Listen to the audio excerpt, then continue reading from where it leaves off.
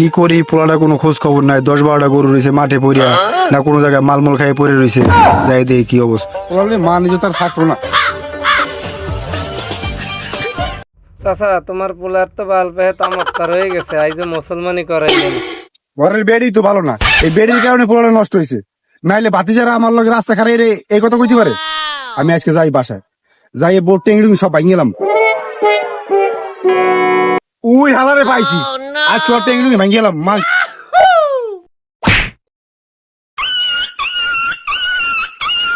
তোর সকাল থেকে আমি খুঁজে বেড়াইতেছি। কালের কথা কারণে আমারে খুঁজে বেড়াচ্ছ, সারা দেশে গরু থুয়ে দিছো, এই গরুগুলো দেখবে কিনা? গরু যে আমি ভাঙিয়েছিলাম মাঠের মধ্যে। আমারই তো ভাই আমার সকালবেলা ফাটাই দিচ্ছে গরু দেহার দুনি। মুসলমানি দিতেছি, সরো বুড়ো বয়সে মুসলমানি। এ বাতি যাও, বড় দূর সেটা নেই কি?